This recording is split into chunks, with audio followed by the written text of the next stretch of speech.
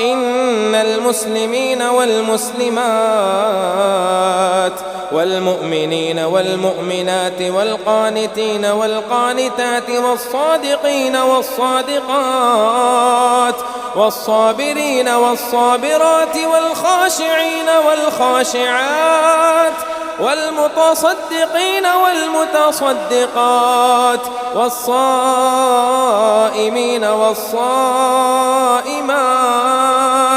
والحافظين فروجهم والحافظات والذاكرين الله كثيرا والذاكرات أعد الله لهم مغفرة وأجرا عظيما.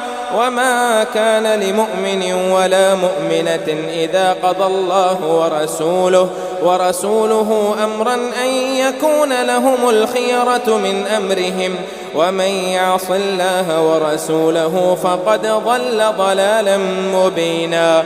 وإذ تقول للذي أنعم الله عليه وأنعمت عليه أمسك عليك زوجك واتق الله وتخفي في نفسك ما الله مبديه وتخشى الناس والله أحق أن تخشاه.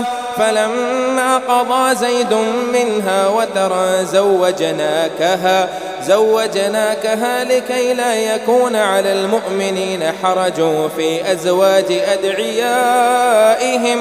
أدعيائهم إذا قضوا منهن وترى وكان أمر الله مفعولا. ما كان على النبي من حرج فيما فرض الله له سنة الله في الذين خلوا من قبل وكان أمر الله قدرا مقدورا.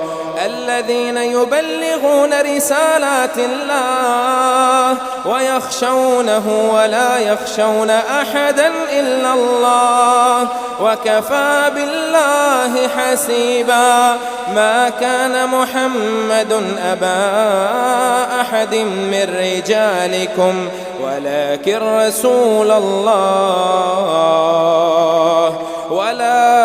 رسول الله وخاتم النبيين وكان الله بكل شيء عليما.